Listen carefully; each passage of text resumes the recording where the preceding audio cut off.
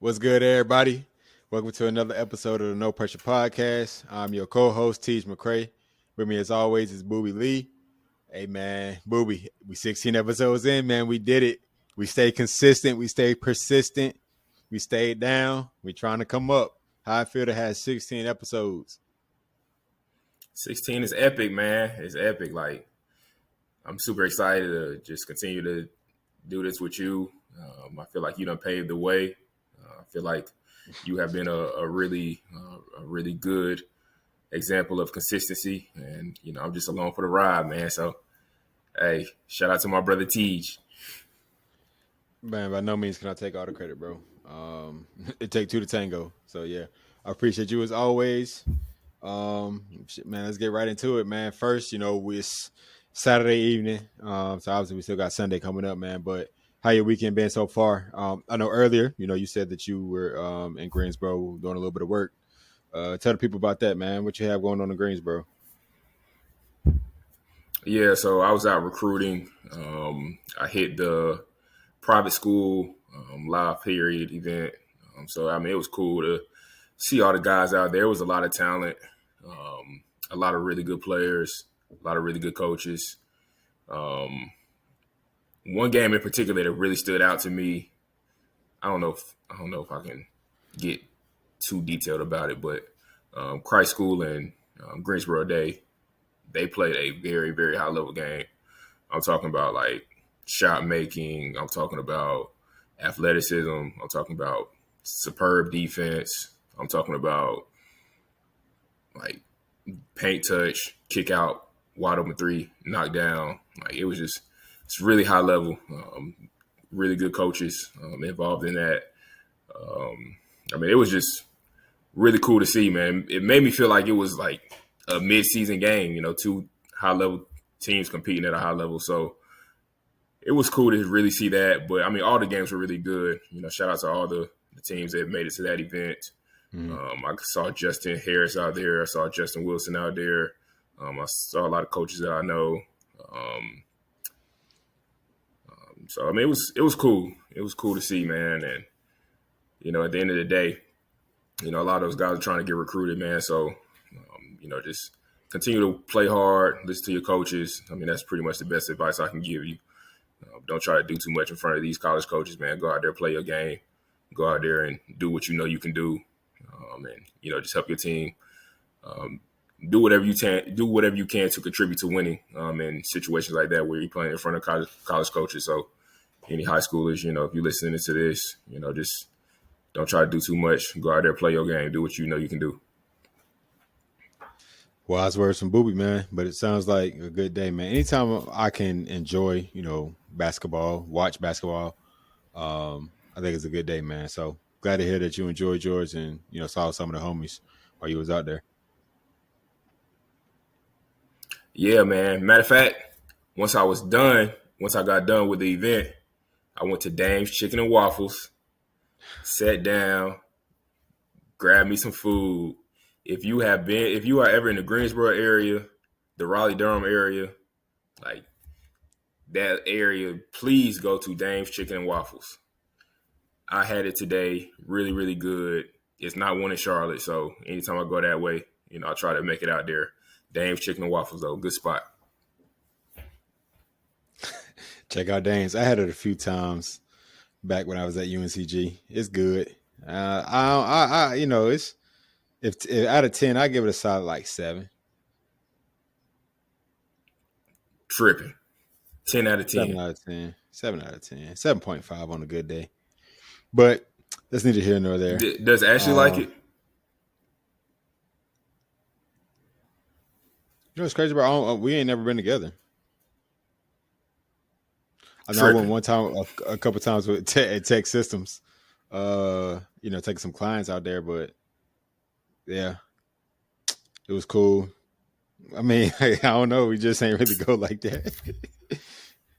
But it probably be better now because I know. I ain't. Go ahead. I know you into the hibachi, you into the rice dishes, the Chipotle. I know that's more so your speed, man. But Danes, man, got the best fried chicken in Greensboro. and then you put that alongside a waffle. Golly. I'm a pancake kind of guy. I like pancakes over Oh waffles. man, come on, man. You know, I made some fire You like pancakes today too, flapjacks. man. Yeah, I made some fire flapjacks today too, bro. They were amazing. They were so amazing. My boys was just smashed the whole, and it was a good size, bro. They was smashing, man. I can't tell y'all my secret ingredients, but I think I make the best pancakes on this side of the Mississippi. I think I'm gonna make some again tomorrow morning. You're a flapjack guy, man. Ugh, I don't even call them pancakes. Call them flapjacks. I don't know who you get that from because I call them pancakes, bro. Never called them a flapjack in my life. All right, man. Well, yeah, Shay, shout out to the flapjack lovers, man. Hey, if you comment in the comments if you like flapjacks. What's your favorite meal of the day? Breakfast, lunch, or dinner, or snack time? Dinner by far. Why? Dinner by far. You know, you always taught as a youngin, you know, you always taught that breakfast is the most important meal of the day. And you know, I stand by that for sure. But my favorite meal of the day is dinner by far. Man, nothing's what about better than yours? Breakfast, bro. Breakfast, easily. I love breakfast, man. Like, I don't know. I feel like if you have a good breakfast, man, I feel like it balances the rest of your meals out. I feel like you energize in the morning. Like, I eat a good breakfast. I tend to have a good workout. I don't know. It's just something about a good breakfast. But I love my cheese, eggs. I mean, you can mix up French toast, make you an omelet. You know, bacon, turkey sausage, grits. Like you can just mix it up, bro. Like pancakes, waffles. Man, I don't know. You could just have a fruit bowl. You know, with your breakfast. Man, it's just breakfast is just A1, bro. A1, bro.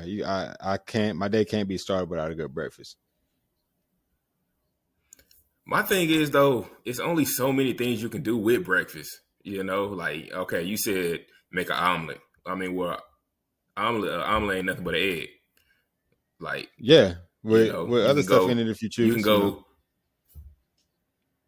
You know? Yeah, but like I don't know, it's just all eggs. You know, But I look at it like I chicken. don't I know. mean, with chicken, it's only so much. Well, only so much you can do with chicken, but you mix it up a little bit here and there. You might grill it, obviously bake it, air fry it. Then that's how you season it. Like with your eggs, I mean, you can make like a breakfast sandwich. You know, in between toast. You know, you can get right with breakfast, bro. You gotta be creative, man. You gotta be creative. You can get right. I'm telling you, man. And it's feeling like it's something about, man, I ate a good breakfast and you just sit back and chill for a little bit or get your day started, whatever you want to do. But it's just something about a good breakfast. But you're right. It is limited. It is limited in your options, but realistically, we kind of all eat the same, like your habits, you tend to eat the same stuff anyway. Yeah. No, I get it. But just I don't know. Sometimes I find myself just struggling to get creative with breakfast. You know, it's always eggs, turkey bacon, and then waffles. You know, that's pretty much my go-to every time. For y'all that don't know, I am not a swine eater. I am not a pork eater. You will never see me eating bacon, ham, chitlins. Like, no, we don't eat swine over here, man. Matter of fact, I got a funny story for y'all, right? My wife hates when I tell this story, right? So, Oh man, my wife, she used to eat a whole bunch of swine before she met me. She used to eat a whole bunch of swine. She used to love chitlins. She used to always eat chitlins. She used to rave about chitlins, like, yeah. Well, that's But nasty. That's sick. I know she liked chitlins. Yeah. And I told her that too. I told her like, man, you got to cut that out. So I told my wife at the time, girlfriend, I told her, lips that touch swine will never touch mine. That's You really when I told tell you her that? when I tell you she stopped eating pork so fast, bro. She went away from the chitlins, went away from the hog maws, went away from the bacon, the ham. Mm-hmm. She went away from all that immediately, exponentially. So, that's when I knew I had a keeper, man. Hey, there you go, man. Hey, sometimes you got to put your foot down, bro. Sometimes you got to put your foot down. Hey, Hey I feel man, you, bro. lips that touch Swine will never touch mine. Man, but you know what's crazy? So like in college, yeah, I didn't eat pork at all. But it's just like, once I moved back to Warrenton, so where I'm at, pork is heavy. It's heavy. It's everywhere. I was doing good when we first moved. I swear, bro, I was doing good when we first moved back here. But like, it's only so much. It's only so much I could avoid. It was only so much I can avoid, man. I damn sure ain't eat no chillings, no hog heads, bro. I ever told you about that one time? I walked into my in laws' house, man, and they had the hog head in the sink. Bro, I ain't never seen nothing like that in my life, bro. No. Bro, yeah, but I actually think that was so funny, bro. Bro, it was insane, bro. But when I tell you, bro, that's a big like when they smoking pigs around here, bro. Like that's what they doing, bro. But like I ain't know nothing like that. That never like I said, No. maybe like some bacon, sausage, but not no chitlins, not none of that. Pig feet, none of that. My mama come from that though. My mama, my grandma, my aunt, they own that. They've been on that. But like me, Jazz, Kayla, I don't know. I think Kayla eat chitlins now, so she done crossed over. But me, Jazz, nah, can't do it. They take pride in that. Like holidays, Yeah. oh, I can't wait. That girl, we gonna have some chillin'. Man, hell no, I ain't trying to smell it. I ain't trying to watch you eat it. I ain't trying to eat it. Man, throw it in the trash, bro. Throw it in the trash. If you eat chitlins, you weird. No cap, bro. No cap. And my mom the same way because my mom she from the country too, so she used to be really into it. But she met my dad. Dad wasn't really rocking with the Swine, so she converted over. So same thing with my wife, man. I told my wife, man, hey, look, you gotta dish that, man. You gotta push all that to the side, man. You can't be eating chitlins and stuff, bro. That's bad eats, bro. That's bad eats. Damn, man. Hey, but see, my wife on that. I just keep my distance. They'll joke like, TJ, we making some chillings. TJ, I don't care. I wish you could eat. No, I don't. I don't wish I could eat none of that. I don't want to eat none of that. Not for me. Nah, not at all. Not for me, gang. Can't do Not it. at all, bro. But like I said, some good hibachi. Yeah. I get hibachi every day. Hibachi can be every day of the week. Get the white sauce and the ginger with the sriracha. Man. That's a lot of sauce, dude. You put all that on there? Yeah, what? I know you ain't talking about a lot of sauce, man. You the one that makes your ranches. You mix ranches. You get 2 honey mustards, 2 barbecues. You get like, bro, you literally open all your sauces at the same time. You dip, bro. You come on, bro. You're a different breed when Chill it comes out, to bro. sauce. I don't do all that now. Come on now, come on. Hey, I done seen you do it when you get that cheddar style chicken tray. I done seen you, bro. No, but you're saying I dip one piece into every sauce. Like that's OD. That's OD. No, I don't do that now. So wait, what you put on That's a your fat hibachi? ass. What you put on your hibachi? I know you put white sauce, so you just do the white sauce? Yeah. Just the white sauce. Listen, trust me, bro. You like spicy. I like spicy food, so like either start with the sriracha or get some ginger. And it's not the ginger that come on like if you get the salad with the ginger dressing. It's like the darker ginger, bro. You gonna just think, bro. Just like I trusted you with mixing the balsamic and ranch or the French and the ranch. You gotta trust me on this, bro. So you saying put the white sauce, the sriracha, and the ginger all over the hibachi, and then mix it up. Sure. Yep. Okay. Now, if you got to go without, Right. if you got to go without one of the 3, you can ditch the ginger because I like spicy food. You know what I'm saying? Okay. All right. I'm gonna try that next time for sure, and Yeah, then I'm like, gonna report back to you. Yeah. Let me know. Excuse me. Let me know, bro. So, don't know if you've seen. I think it was sometime over the week. Canelo and Bud Crawford had their first face off before they fight in September. Um, Probably the two biggest names in boxing right now. Right now, if two of the biggest names in boxing right now, if not the biggest. I follow boxing a little bit. Obviously, you follow a little bit more in depth, man. So I just wanted to ask you, man. What are some of the things that are you excited about this upcoming fight? What are some of the things early predictions? Tell us a little bit about both of the fighters, bro. Just give us your insight on it. Yeah, man. Like you said, like two of the probably the two best boxers in the world right now, regardless of weight class. Right now, I mean, Canelo has been great for a long time. Terrance has been great for a long time. I do feel like Terrance is the underdog in this situation, even though Terrance is very skillful. He's very consistent, powerful as well. But Terrance will be going up in weight to fight Canelo, and it's going to be a pretty significant jump for him. So one thing about me in particular, I'm a guy, skills pay the bills. Skills pay the bills. And I think Bud is like super skillful.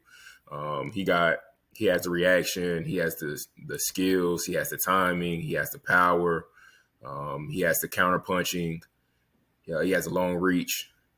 I really like Bud in this fight, but this is probably going to be the toughest fight of his career, considering the fact that he's going up in weight. He's going to be fighting Canelo, who is the bigger guy in the situation. So, like I said, man, I'm a guy that skills pay the bills. Even though Canelo's probably have the power advantage in the match or in the fight, I do feel like Terrance will be able to pull it out. One of the main things I'm looking for, though, I feel like somebody made a good point. They said that Terrance's last fight, he fought a guy by the name of Marjamar. And it was a close fight. Terrance ended up winning, but it was a close fight. And throughout the course of that fight, they were saying, Terrance didn't really do a good job of keeping, I hope I'm pronouncing his name right, Marjamar off of him because he was a bigger fighter. So I'm interested to see if Terrance will be able to keep Canelo off of him, because it's weight classes for a reason, right? So Yeah. typically if you fighting a smaller guy not going to be able to hurt you, right? So you're just going to be able to walk him down. I mean, that happens in a lot of fights. So I'm interested to see if Terrance will be able to keep Canelo off of him, keep him at bay, use his reach, use his athleticism, because he has a lot of attributes that can potentially help him win. But Canelo is really, really good, man. He's really talented. He's another counter puncher. Canelo, I do want to give Canelo his flowers too, because Canelo is really good. I'm just a huge Bud Crawford fan. So, we'll see. We'll see how it goes. I do feel like the two of these guys are about to make a lot of money. But at the end of the day, I don't think it's really going to be about money. I think it's going to be showing like I'm the best in the world, because these are without a doubt probably the two best fighters in the world. So it's cool to see, and we don't get this too often. So I'm definitely looking forward to it. What's your thoughts? What's your thoughts about it? Hey, man, I just want Bud to win, bro. At the end of the day, I do think it's a moneymaker. Like a lot of money for both parties. I hope it's an exciting fight. Like you said, it's very rare that we get like two of the best fighting at two good points in their career. Both the guys aren't old or nothing like that. They still get into it, getting after it. So I appreciate them giving the people what they want. I just hope that they both stay healthy, they both have good camps, and give everybody a show, bro. At the end of the day, I want a good fight, but obviously I want Bud to get it done. So we're gonna see in September.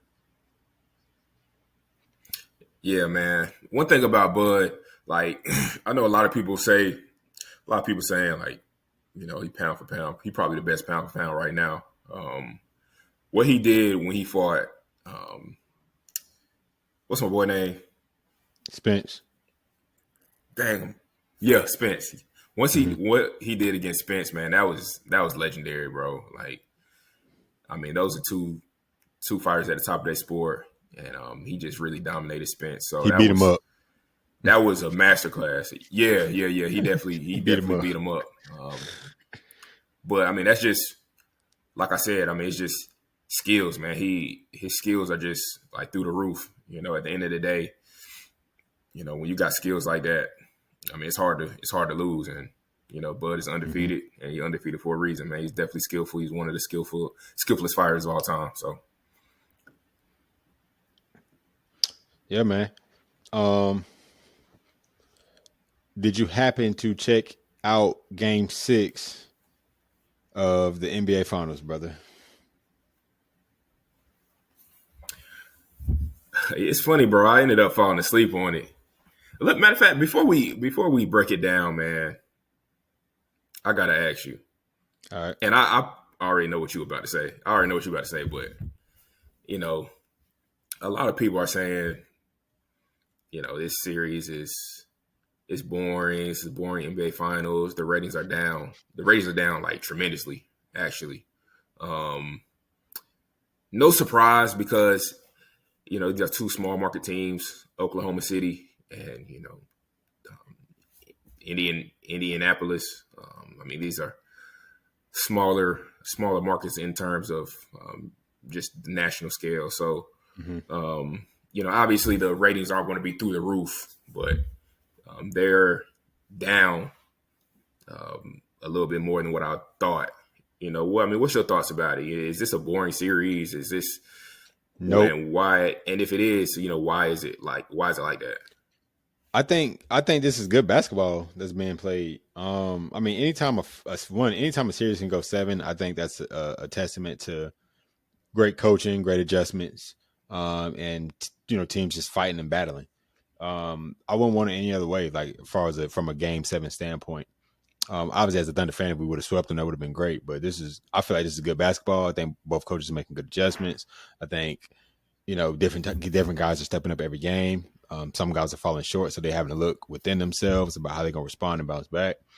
I think the ratings are down because I think the NBA, just like a lot of things, are just, if it's not a star, and I think this goes with stardom and fandom, like a lot of the younger generation are fans of who? Steph Curry.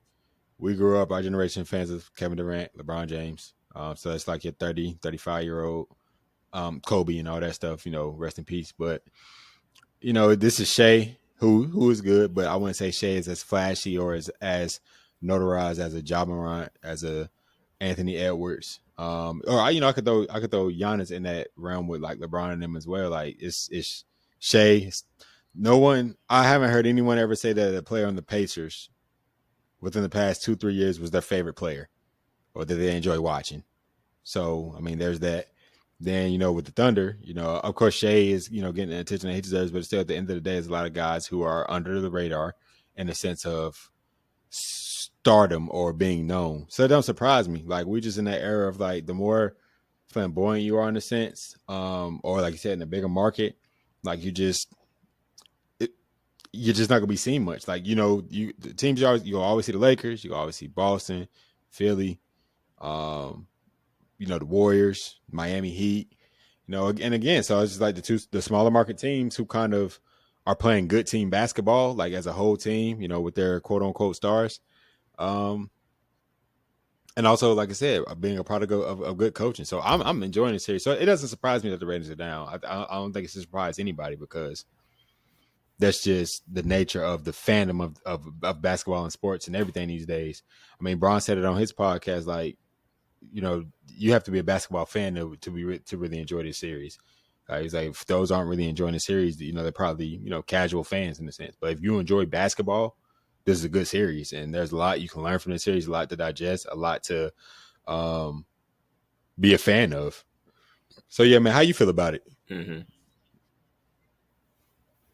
Yeah, man. I like you said, I really feel like the true basketball fan is really enjoying the series, bro. I'm not gonna lie. Like it's been back and forth. It's been high level. It's been shot making. It's been defense. The guys are playing at an all time high in terms of their effort. It's nothing that a true basketball fan is not going to like about this series. You got You got guys coming off the bench playing well. You don't had your 40-point games. Your stars have played well for the most part. Halliburton, that's a story for another day. But I mean, overall, man, like it's been a well-played series and it's been a very well-coached series. It's definitely disappointing that the ratings are down though, because I feel like fans are, or I'm not going to say fans, but people are missing out on a really, really, really good series and just entertaining basketball. Obviously, like I said, the small markets don't really, help the situation. But it's been a high level series, and I'm excited for tomorrow, man. I think it's going to be one of the best games of the year. I do feel like OKC is going to win. I feel like Shea's going to play well. I feel like Jalen Williams is going to play. Jalen Williams is going to play well. Caruso is going to play well. I think Chet has his best game yet. Yeah. I think Chet is going to have a breakout game. I think OKC is going to take it home on their home floor. But if the Pacers do win by any stretch of the imagination, the Pacers, man, they had an unbelievable – win, lose, or draw, the Pacers had an unbelievable season. I had no idea that they would make it this far.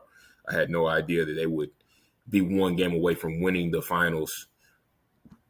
I mean, if the Pacers can pull this off, man, it'll be legendary for sure, because at the end of the day, this is not the sexiest team in the world. Like you said, damn near nobody even knows the starting five for the Pacers, right? So, if they're able to pull this out, I think Rick Carlisle will solidify himself as one of the greatest coaches of all time. And this run is just going to be legendary. This is something I'm probably going to end up telling the boys.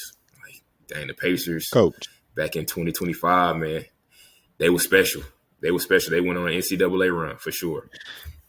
Why do you think? Because, people forget, like, they went to the Eastern Conference Finals last year. So whatever they got going on is working. Why do you what do you attribute to the Pacers success over the last 2 years? With I would say compared to the rest of the league, minimal talent. They don't necessarily have a star. It's kind of like a well-balanced team. But what do you attribute to their success getting to the Eastern Conference Finals last year, improving this year, making the NBA Finals, like you said, regardless of the fact, win or lose, great run. They improve tremendously. But if they win, get this final. So what do you attribute to their success? Yeah, I would have to say their style of play, bro. They play a unique style. They're super fast paced. They get up and down the floor. They have good athletes, so it's easy for them to get out and transition and run. I think they do a really good job of advancing the ball. Tyrese Halliburton, he passes it extremely well. He throws outlet passes. As soon as he gets the ball, he's looking up for his teammates, trying to find somebody streaking down the floor. And yeah, man, it's a hard style to play against. They score a lot of points, and they score quickly. They generate a lot of threes, not only in the half court, but in not only in half court offense, but also in transition as well. And then, defensively, man, picking up 94 feet in the NBA, that's not something that you see too often. Yeah. They've done it consistently. I do feel like an adjustment that Rick Carlisle has made that I saw, I think somebody put it on Twitter, I forgot who, but somebody said they're still pressuring the ball, but they're falling back from their pickup point. Like typically a pickup point is towards half court. Starting to fall back a little bit in terms of not pressuring so high, because a lot of times you can just set a high ball screen, and then Shea has all the momentum in the world to just go ahead, have a head of steam and get downhill, get to the rim, and he finishes well in transition.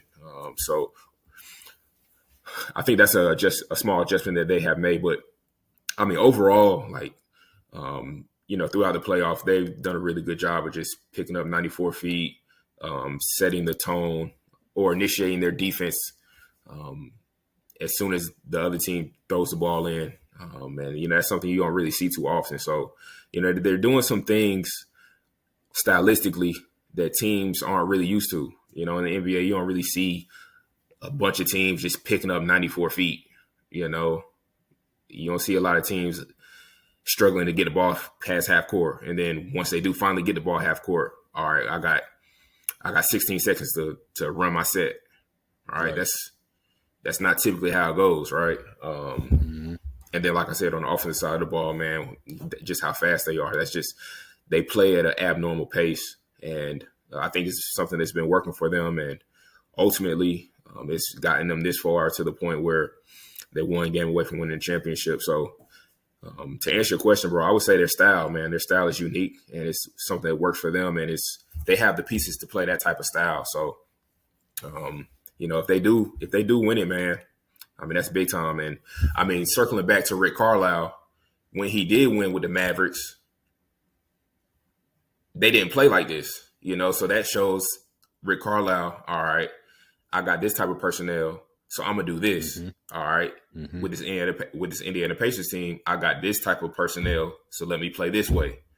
You know, I think a lot of time coaches are stuck in their ways of just how they want to play without always having that personnel to play that particular style, right? Yes, sir. Back when Rick Carlisle was coaching the Mavericks, you know, I'm gonna throw the dirt. I'm gonna let him operate in the mid post. I'm gonna let him create the offense. I'm gonna let him generate offense. I'm gonna let him do his thing, and then I'm gonna put guys around him to complement him. All right. Shooters. In 2025, you know, I got this fast team. I got this athletic team. I got Obi Toppin, 6'7", 6'8" athlete. You know, Pascal Siakam, 6'8", 6'9" athlete.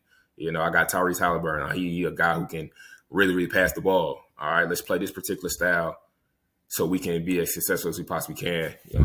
You know, I really admire styles of play and just teams that or coaches that can implement a particular style and have that work to their advantage. And I feel like Rick Carlisle has done a really good job of doing that. So to answer your question, man, I do feel like just what Rick Carlisle has done with this team, with his teams in years past, you know, I think he's done a really good job. And ultimately, I think he has solidified himself. Even if he doesn't win tomorrow, I think he has solidified himself as one of the better coaches in the history of the game.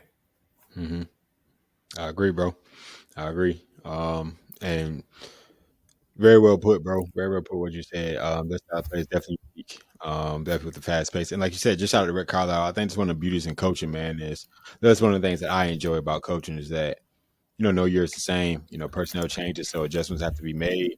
One year you may be able to, you know, get a lot of threes up. One day you may be able to, you know, get up and down faster. Same thing defensively. You know, if you're longer, you may be able to get away with playing a little bit more zone. But yeah, bro, shout out to Rick Carlisle. I hope the Pacers do lose, man, but I think a big shout out to them and doing what they've done with what they got. Big shout out to Pascal Siakam, man. I mean, he's a champion. You know, he's a vital piece with that Raptors team. He's been a vital piece with his Pacers team. I actually saw something that that Pat Bev said. Pat Bev said if the Pacers win tomorrow, the NBA Finals MVP should go to none other than T.J. McConnell. How you feel about that?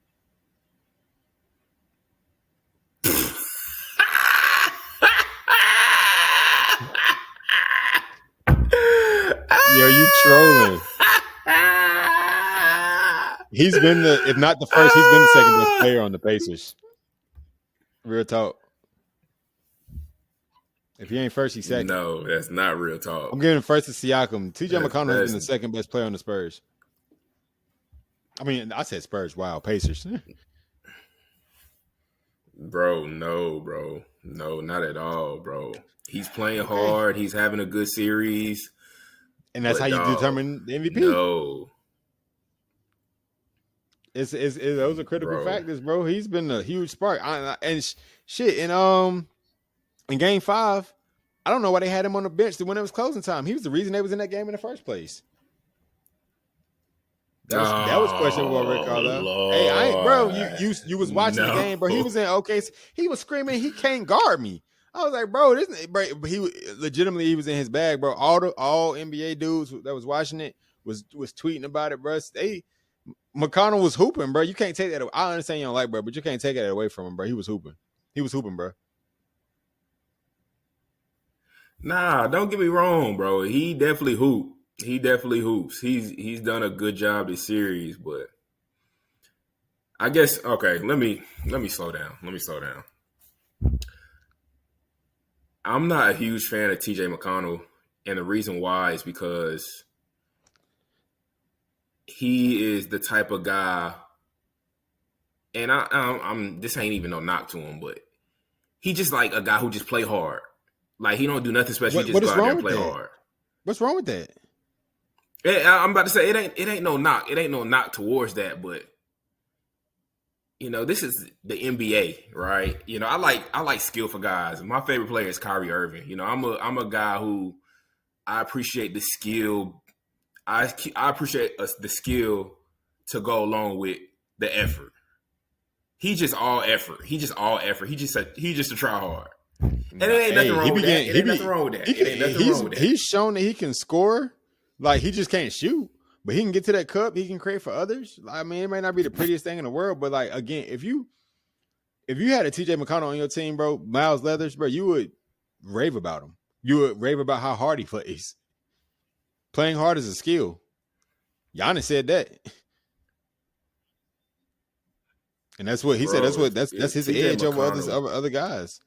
I mean, I feel you. I feel you, bro. Because yeah, facts. Facts, you're thinking facts. like it's TJ McConnell. This is TJ McConnell, and he's doing this. But he's shown time like it's just in his bag, bro. Like I feel you, and like I would kind of feel a little bit more where you're coming from if TJ McConnell was just a corner three shooter, like Steve Novak. Y'all young dudes, do your research. Like we just stand in the court, like literally nothing useless other than shooting, knocking down the three. That was it. Like Steve Novak did nothing else but corner threes, corner three, corner three, corner three. That was it. But McConnell does like so much more. So like if Steve Novak was saying, "Oh yeah, he should be, Finals MVP," if they ever that night, bro, he's just hitting a corner three. But like I feel like TJ McConnell was defending. He had a game this series in which he had 5 steals. Um, he's carrying the team or being a spark that they need when Halliburton is playing flat, which is damn near every other game. He's shown he can score.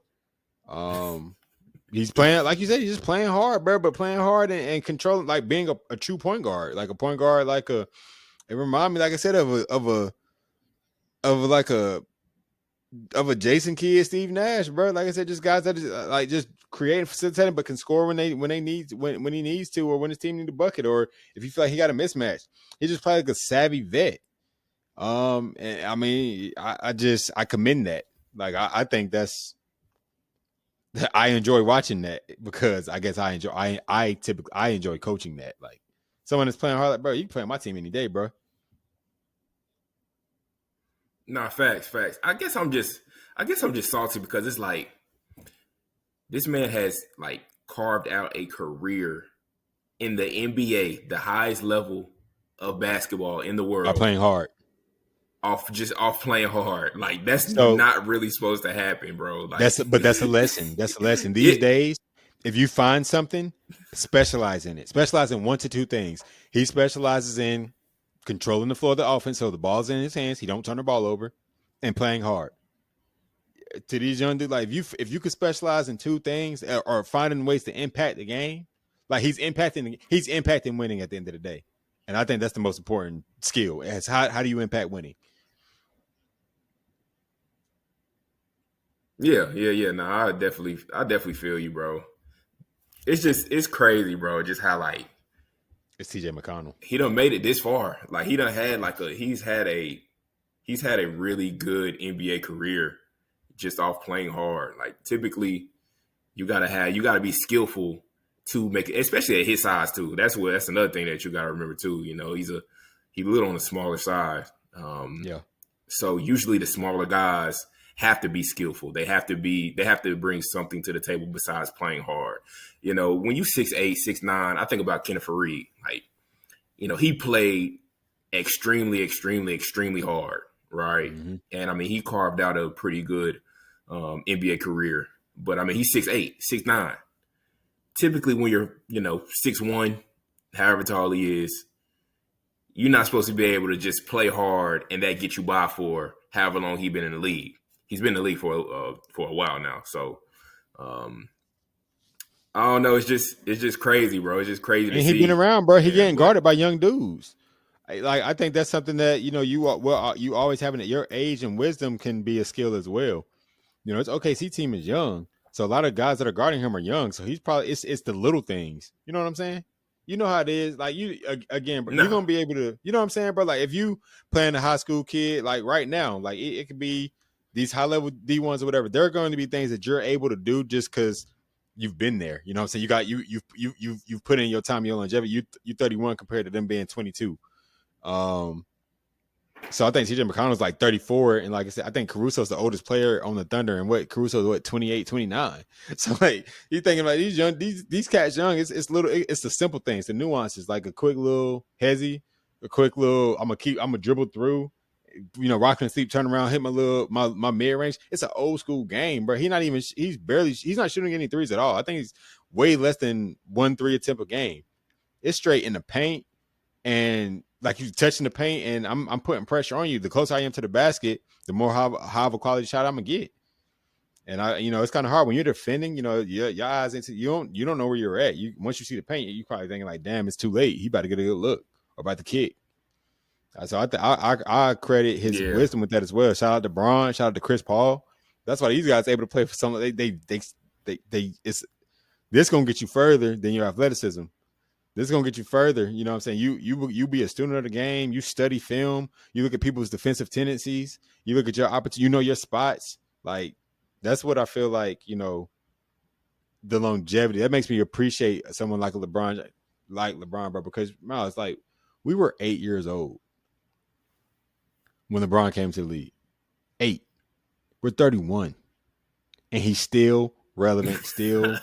Still doing what he's doing, but I attribute that to constant adjustment to the game of basketball, obviously taking care of his body, but like I think LeBron's biggest skill is his mind. Like even when LeBron's not as athletic, if he wanted to, he could still average like 15, 8, and 8. Like off or just the diamond and just dissecting defenses. Chris Paul. They were talking about now, I read something that the Mavs like signing him while Kyrie is healing. I'm like, bro, that's a great fucking sign up. Damn, I didn't mean to drop the F bomb oh like hell that, but yeah, that's a great sign. But Chris Paul is still relevant because of his mind. He's a 6 foot guard, definitely not athletic anymore, very skilled, but like his mind is what's keeping him like, bro. Yeah, Chris Paul, you still want to play? You still able to play? Yeah, come on, let's do it. Like I really admire that with basketball players, bro. I really do, especially because I just appreciate those who can't do a lot but still are able to be effective or don't do all the fancy shit and can still be effective. You know what I'm saying? absolutely, man, absolutely. At the end of the day, like if you have the ability to think the game, you're already a step ahead of the next man for sure. So I definitely understand where you're coming from. And I mean, shout out to TJ McConnell, man. That's a bold take though, Pat Bev. If you saying like, A dang, this respected man defender. should mess around and this man mess around and get Finals MVP. Nah, that would be crazy. But I mean, he's definitely. You know it I ain't gonna can't even happen though. throw no shade on bro. I can't throw no shade on bro, man. He's had a really good series, and I mean he done solidify himself for another 4-5 years. He mess around, get signed to another deal. His He gonna minutes are play in the definitely league going for to a long increase. time doing that. His minutes are definitely going to increase next. I think he's going to stay in Indiana because why not? But he's going to definitely be more trusted. But I mean, honestly, it's really just about getting to the playoffs. Like what you do in the playoffs. He's definitely that guy where it's just like he'll come in here and there. He'll have games where he may get like 20 minutes, but it's the kind of guy. That's the type of. I think that what Caruso does for the Thunder, TJ McConnell does for the Pacers. Like you just need that vet, that savvy vet, man. And I feel like obviously it's wild calling Caruso a vet, but Caruso's been around that. Caruso was teammates with Braun. I feel like if you're a teammate with Braun for like 2-3 years, like you're gaining so much knowledge, and now Caruso is just passing this knowledge on to young guys who are hungry, young skillful guys, who I feel like are students of the game and something that we needed in a Caruso. So yeah, bro, like we the vets now when it comes to like going to hoop, you know what I'm saying? I'll be like, bro, I'm 31 hooping with these 22, 23-year-olds, 15, 16, 17, 18, 19-year-olds. Like, it's like, and it'd be the little things. Like it'd be the little things, like the little pocket passes to if I'm in the mid post and we fake the dead Joe. I tell him to keep going, and I'm throwing a pass over the top so he can get the easy catch, easy finish. I just think that's just knowing the game, knowing angles, knowing spacing. You know what I'm saying? Just the stuff that don't really that's the stuff that doesn't require skill. Nah, facts. Matter of fact, I think a couple of days ago, I had went to the gym. I was chopping it up with this young bull. He said he was in college. Some of you just asked him, how your experience been. Said, I really like the school, man. I'm about to graduate next year, so I'm definitely excited about that. And yeah, we just talking basketball for a little bit. Then he asked me how old I was. I told him to take a guess. This man said 24. Hey, I said, man, that's one of my favorite 24? I look games. like I'm It's one of my favorite games. Yeah, man. I tell these young boys, man, hey, take a guess. I don't know why. But a lot of people just, I don't know. I guess when I chop it up with them, just always kind of ask me how old I am. I say I'm 31. He was like, you don't look 31. There's no way you 31. I said, man, I'm 31. I got a wife and 2 kids. I'm past my prime. Like, I'm old, man. I'm old. I'm on the other side of this. And then we went out there and hoop, man. I actually played pretty well, man. So we ended up chopping it up after we played. He said he liked my game and stuff like that. I'm like, hey, man, I got a funny I ain't got it like story. how I used to, but I can still keep up a little bit. Hey, now I tell all the guys here all the time. You was one of the coldest, bro. You was one of the coldest, bro. I swear. That's another story for another day. But I tell them all the time. You was one because they always ask about you because they see the podcast. They know about the guys know you, bro, because I talk about you. But anyway, yeah, one of the homies, Naj, we was talking about. I was like, bro, Miles was like that. I told him about all your accolades at Brevard, bro. He was just like, dang, just I talk about you. I talk about Drew. I talk about y'all a lot. But to piggyback off your story about like the hooping with like the college kid or whatever, everybody home for the summer. We had a hoop session. And somehow we got on the topic of like protein, bro. And I was saying, like, I make like for my boys, I make 4 eggs. It'd be like 2 for me and then pretty much 2 for my boys, but I eat the leftovers. And dude was like, man, I mean like 4 or 5 eggs by myself. Cause I didn't tell him about my boys yet, but I was just like, I eat about 2 eggs with cheese. And he was like, man, I eat about 4 or 5. I was like, man, I got 2 kids, bro. He's like, dang, you got 2 kids? I'm like, yeah, bro. I'm 31, bro. I got 2 kids. And he was like, damn, I didn't know you was that old. But when I'm at the school, how many times I've been stopped because I look like a student or whatever. It's more so when I didn't have my hair, all this beard hair or whatnot. But even still, sometimes it's, I thought you was one of the kids, man. I don't know if it's these kids looking old, I'm looking young, or people just don't really. It's just hard to tell people ages these days, bro. But yeah, this is something we deal with, man. Also, too, our profession it keep us young, bro. I'm around these high school kids. You're around the college kids in a sense, bro. And like we want to keep up, and obviously we got our little boys, man. I'm trying to be active. I'm trying to. Well, it has nothing to do with how you look, but I'm trying to feel young. Looking young is one thing. I'm trying to feel young, bro. I think that's the most important thing, man. So. Yeah, I'm trying to be able to run around with Cash and Chosen for as long as I can, bro. Trying to be able to beat them in basketball for as long as I can. When we do the 2-on-2s and 3-on-3s, bro, we can't lose, bro. We can't. Oh yeah, dang, we gotta. What we gonna do, man? We gonna play 4-on-2 versus the boys, or we do 3-on-3, but somebody's son could be mixed in. We gotta beat No, I like them. the. Yeah, you gotta be on my team, man. We gotta go against That's what them, I'm saying. man. We gotta go Yeah. against We them, gotta beat man. them. Yeah, for sure. Like me and you versus them. Let's make it happen like that. Do we pick up Ashley and Mariah? Oh no, bro.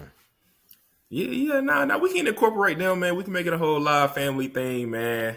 But either way, though, we can't lose. That's all that matters, man. Oh We yeah, can't no. lose. I Got to don't beat know, them as long man. as we can. Oh yeah, for sure. Like I said, I don't plan to lose. I'm 31. I really ain't trying to like lose till I'm like 60. Ooh, we might be stretching it now. Yeah, 60, man. Shit, see, but now realistically speaking, I don't know, but probably like, because they're gonna be so much more skilled, bro, just because of the access to everything.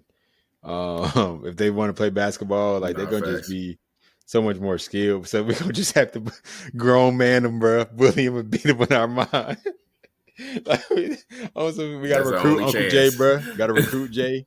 Gotta recruit Dez. Oh, that Jay and Dez too, but they won't stand a chance. That's gonna be the runs right there.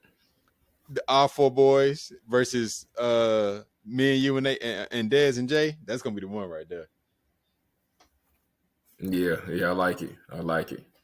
We damn sure not gonna lose though. Like Oh nah. that's gonna be easy money. And the funny Too thing much about it well, is, they're gonna have chemistry too though. They're gonna have chemistry too. So but not more than us. we'll But Jay see. and Dez gonna be the ones talking the most shit. We ain't gonna have to say nothing. Dez, I can hear Dez chirping now. That's gonna be crazy. I wonder if Dez gonna still play the way he play right now. Man, come on now. How long has he been playing like that? Whole life. Ain't like what street say? Ain't shit changed. Ain't nothing changed. Nah, man. Bro, what you listening to these days? Bro, it's funny. One of our players at Wingate, shout out my boy DB, Derek Bradley. He was out in Greensboro. So I had saw him while I was recruiting. And he was playing this song. He had his headphones in and he was playing this song. I was like, I like that song, man. Who is that? He said, this is that new Lucky. I said, Lucky, who is that? Yeah. He sent me the song, man. I listened to Lucky all the way home. The whole hour and a half drive, I listened to Lucky. Shout out Same to Lucky. song He can rap. He got bars. or different No. songs? Nah, different songs. Yeah. Brush smooth, man. Yeah. I ain't know nothing about. I heard of them, but I ain't really know nothing about them. But to answer your question, I've been on the Lucky. Been on Dirk. He probably one of my favorite rappers right now. Lil Baby. Believe it or not, bro, I be into His like new album, the trap stuff. I mean, you talking to me, bro. The viewers, they might not believe in that. Viewers, I don't know what y'all. Miles, yeah, Miles be on it. Miles might be a YN at heart. he might be a YN at heart, man. But like, honestly, bro, like, when you're around it so much, because again, in the weight room, the guys be on the ox. Like I said, one of my favorite artists right now is Rack Baby, bro. Like I can just push shuffle and there's a whole mix of his songs coming on, bro. That's probably the dude I've been listening to like the most because I've been going to the gym and been around the guys a lot. But I play YB Young Bizzle, his tape, the Crown Heavy too. Mm-hmm. I like that a lot. I be playing his music, here in the area as well. A lot of Cardi. How do the guys like it? How do the guys like they be YB? rocking with it, bro. They be rocking with it, bro. But see, I play a lot of like his like the old stuff too, bro. But I play a lot of my favorites because I feel like YB he a punchline rapper, and like a lot of these kids just go and listen to like I don't know. It's just they got the same sound, so it'd be like a particular song that I gotta play. Like they really rock with So Unique, but like I said, that's one of my favorite songs. So I play that one a lot, so they really rocked with that. But who else? And then really just like a lot of R&B, bro. I had a few times that I've been to the gym and just been on my R&B wave, bro. Old school R&B. Yeah, that's pretty much it, bro. In the car, I really be listening to podcasts these days. Sometimes I get in my music flow, but yeah, bro. That's pretty much it on my end. Before we wrap that up, man, when I'm around the guys, when I'm around Wingate men's basketball, I can never play no R&B, and I do not like that. You got to take control one day, get coach. my R&B in, man. You got to take control. Oh man, I done got kicked off. I done got kicked off the Ox. I done got kicked off the Ox so many times for playing R&B. They're really not listening to R&B. Yeah. Actually, bro, it's not. That don't surprise me, bro. That don't surprise me because these kids don't like in my car when I pick up the guys. I make it a mission to like play like some either some. It's crazy. I even say old school rap we grew up on, or some R&B, bro. And I be like, man, you don't even know nothing about this. Like, and you know, they sometimes they be rocking with it. Sometimes they be putting their headphones on. I be like, bro, take your headphones off, bro. Like, you gonna listen to what I got going on, man. But it's they don't because music is just so saturated right now, bro. It's just sounding the same and it's getting pushed so fast where it's like you're not appreciating the essence, bro. Because like again, it's old school to them, but like I said, one of the like classics, like Chris Brown's first album, it's timeless. Like that was his first album, bro, and it was just perfect. Mm-hmm. Usher, Confessions, timeless. The Emancipation of Mimi. If you was born in '94, your mama was driving in her car with that CD, playing it faithfully, damn front to back. Like that's just a classic. And I feel like they be like laughing or like joking on the side because I listen to a lot of female R&B artists as well. Or like the other day that Jasmine Sullivan, that boy I need you bad as my heartbeat. And don't you feel me? That I had that bumping dog, and bro, I'm feeling it, brother. I mean, it just sound good.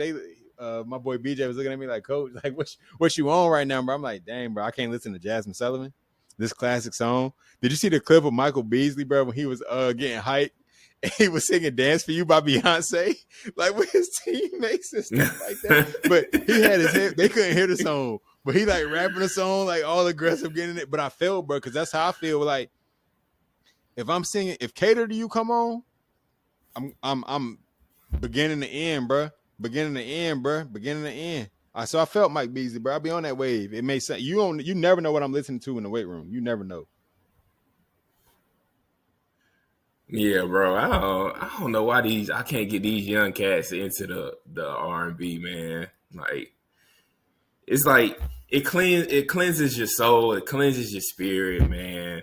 I love SZA, I love Summer Walker, Jasmine Sullivan. Like I would love to play that in the gym, especially on the speaker, because we got the big speaker, it blasts music. Mm. Man, if I could just play Lions, Tigers, and Bears in the gym, that would be so lovely, bro. And obviously, with the younger generation, we typically listening to, the hard rap, trap music. We typically listen to that. But if we could just shake it up a little bit, maybe have a little R&B Thursday, a little R&B Friday. Shout out my girl Summer Walker, man. Love her to Hey, death, challenge man. them on that, coach. I love Challenge what the she got going guys. on.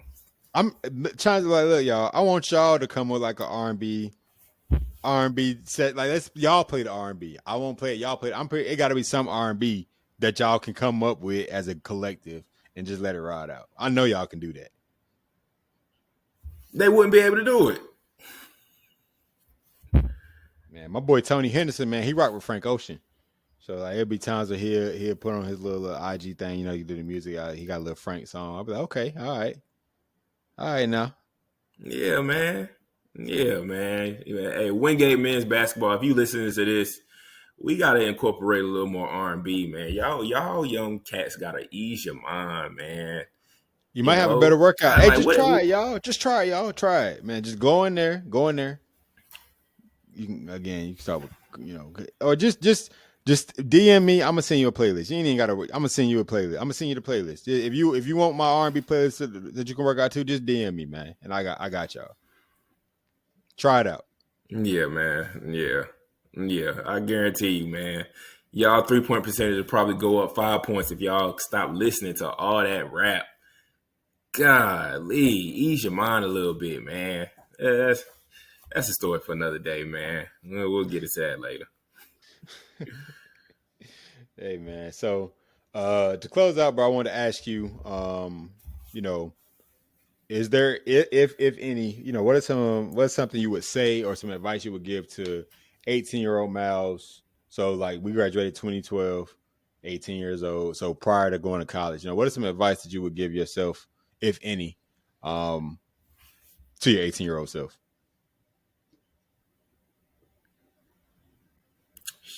That's a good question, bro. Like, I think of it like this, if that's me, like you said, graduating, about to go to college.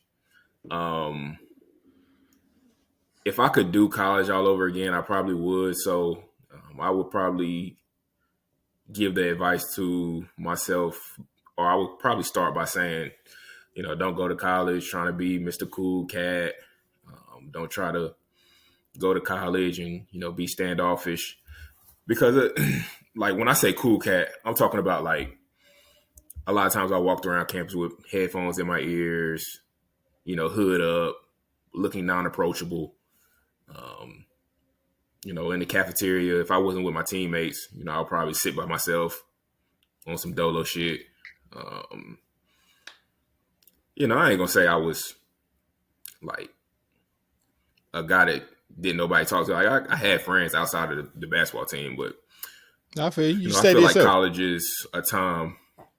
Yeah. I definitely stayed to myself, but college is a time where you meet new people, you interact with everybody, you learn people's stories, you build relationships, you build connections with people. Um, Obviously academics are important, and you definitely got to take care of your books and things like that. But college is pretty much 4 years of networking with people. You might end up being close friends with a guy on a soccer team, or you might end up being really, really connected with one of your professors. And down the line, your professors might recommend you for a job one day. It's a lot of different things that you're going to experience in college.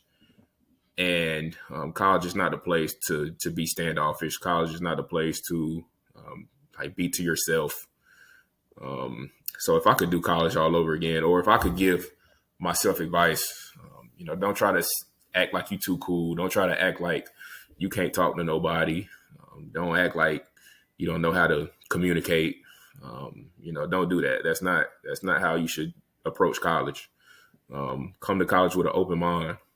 Come to college ready to meet new people. Come to college and be ready to interact with different cultures, different type of people, rich people, people that aren't so rich, people that are,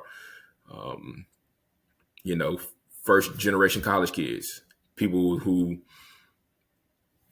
main goal is to graduate from college. That's one of the biggest things they possibly do in their life. It's everybody has different views and different perspectives, and just having the opportunity to, see those different viewpoints. I think that's something that I didn't take advantage of, and, ultimately feel like I didn't do a good job of having the full throttle college experience, because I felt like I was on some cool shit, so I think that would be one of the main things I would tell myself.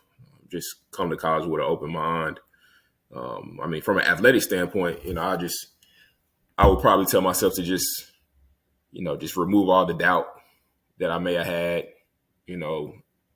For those who don't know, like, when I did first get to Brevard, I didn't know how it was gonna go. I didn't think I would be as good as I was. In fact, my high school coach, and I love my high school coach to death. Shout out Coach Groove, love him to death. But, he told me before I got to school, like, don't be surprised if you red shirt. And, that was kind of in the back of my mind when I first got on campus, like, dang, these guys are going to be really, really good. I don't know if I'll be able to compete. I might have to end up redshirting. So I kind of had that doubt in my head, but I feel like I should have just came into college with, like I said, like, all doubt just removed. Like, come in here, compete, do the best you possibly can. Don't have any doubts about anything, and everything's gonna fall into place. And everything still fell into place. So I had a pretty good career, but just removing all doubt from an athletic standpoint. Matter of fact, removing doubt, period. Kanye said it the best. The biggest threat to your success is your self-doubt, right? So, that's something I tried. Not even in college, but throughout my life, I try to make sure I try to remove all self-doubt that I have, in terms of anything. I can do all things through Christ who strengthens me. So from that standpoint, I'll probably say just, have all doubt removed. And, at the end of the day, everything's just going to fall into place. So that's probably how I would answer that question. Great answer, Coach. I like it. I like it a lot, bro. I mean, thinking you might have to red shirt and eventually starting as a freshman and having many accolades at Brevard, man. I think you had a great career. I mean, as a student, man, I think that just kind of goes like I agree with what you said. If I could go back to my 18-year-old self, if I went the college route, I would definitely go to HBCU. I was one of the ones who really didn't understand the whole college process or the importance of the selection process of college, especially, what HBCUs do for us. I looked at it as like obviously hindsight is different now, but I had looked at it as this is just like a plan B, in a sense. And, I was wrong. I was wrong because I feel like what HBCUs do is they do a good job of putting, college graduates in a better position after graduation. I kind of had a period of I didn't really know what I was going to do until I met someone who did something, um, and dived into it. But I think from the whole college experience, I enjoy my college experience from a social standpoint, but from a school standpoint, not so much. I didn't really build any relationships with any of my professors, even the ones where I, didn't have a lecture class. If it was a smaller class, I didn't really build relationships in those aspects. Um, I went to UNCG, but I still had a great experience because of my friend group, that was there. Of course, I met Ashley there. Um, reconnected with Justin Wilson. Jay eventually transferred. Sid, Jawars, Malcolm, Ronell. I mean, you just name it. It was just a great experience. I know Turtle. It's a lot more. I can go on and on about the social aspect of it. I feel like anywhere I would have went, I would have had a good social experience. But and I think I would have told myself to go to HBCU because I think it'll put you in a better position to build quality relationships from a networking standpoint, like you alluded to. And then I definitely would have majored in like something within technology, maybe like ISM or information technology or computer science. One of those three, just knowing where we're at now, where we're going. I just think those jobs are just, more, not more in line, but just technology is the future. So being more in tune with that, and being more connected with that, I think puts yourself in a better position of, I don't know, being present, I guess.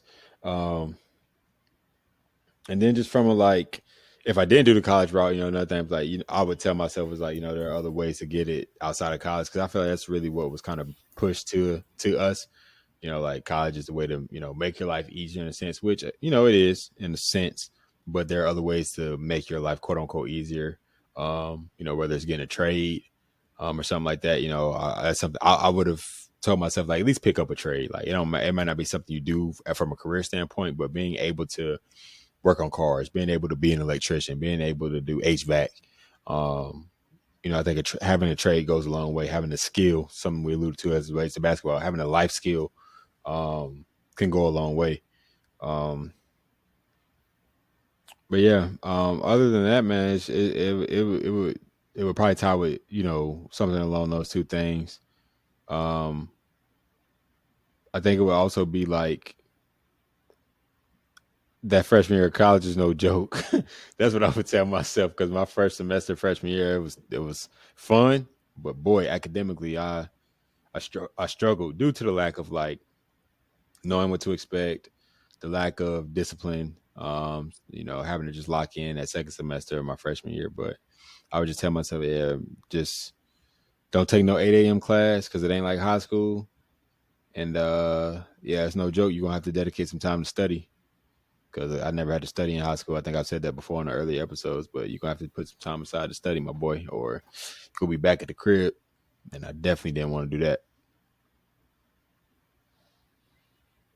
Nah, facts, bro. So, with your students now, not even just your student athletes, but just your students as a whole, is that something that you're pushing, or is that something that you're just kind of putting in their ear, just in terms of like going to a HBCU, and when you do, get to college or whatever the case may be, or at least that's how I would put it. Like, if you are going to college, definitely make sure you don't be in your shell. Don't go to college with the expectation of, I'm just going to be on my own dolo shit. Yeah. Like, it's just not I how it kind of works.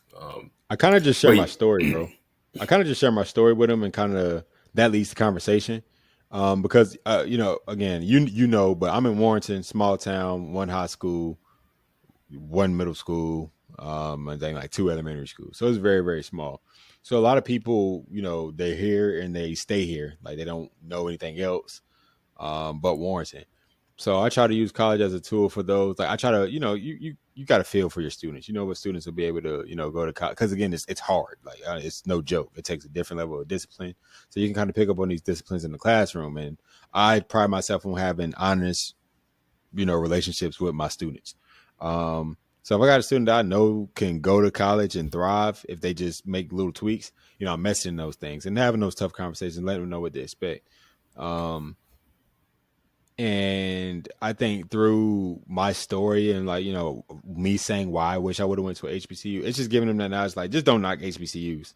And again, like I said, I did that right, unknowing. I didn't know much about college. I just knew like, oh, I got good grades, so I should go to college. You know, at the end of that's really what it was for me. Um, so, and I feel like not my mom never pushed me. It was never like you got to go to college, but it's kind of like because of my academic success, like, oh, TJ's gonna go to college.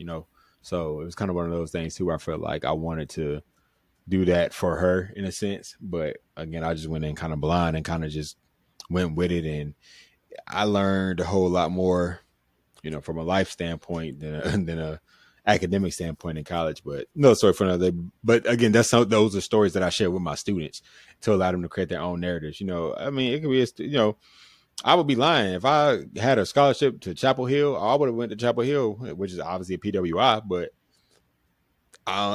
just going off of my experience and my college process, I would have definitely went to a HBCU. But so I don't want to ever try to like push them like go to HBCU, but I would tell, hey, if it was up to me, I would go to HBCU, and here's why, and you do what you want with that information. yeah, facts, man. I think that's big, man. And I mean, you just having those real, honest, genuine conversations. Like you said, that creates the conversation, that creates the narrative that whatever, however they want to take it. If they want to take it, if they want to take it as in like, oh, I don't want to go to college, or they can take it like, oh, Coach TJ went to college. Excuse me, Coach McCray. Coach McCray went to college, so I'm gonna go to college too. Just however they want to take it. It's just a conversation based off honesty. You know what I'm saying? So Yeah, these yeah, kids are shout out curious, to you, bro. bro. Appreciate it, bro. They're very curious, man, and like I pride myself again. I've been an open book. Like I'll share my story, um, because I know people who've shared their story with me, or when I hear it. That's why I'm so big into listening to podcasts, not because I can take so much and learn so much through someone else's story or someone else's moments of adversity, what got them through that. It could be something I'm going through. So with the students, man, I just feel like, I think about the teachers that had an impact on me. So though teaching is not what I'm passionate about, I am passionate about, like the youth and like being someone they can lean on for advice, whatever. And again, I let them know I'm human too. I mess up, I make mistakes, I overcome a lot, I cry, I have moments of weakness. We all do, but you know, I'm still here. I'm standing 10 toes. I'm a father, I'm a husband. Again, like I said, I make mistakes, but I bounce back. I hold myself accountable. So those life skills, bro. But yeah, I can kind of go. We gotta pick that up. Like talk more in depth about that on a future episode, man. About some of the things we could, preach to the youth. But I definitely appreciate you sharing, man. Again, like what you would tell your 18-year-old self.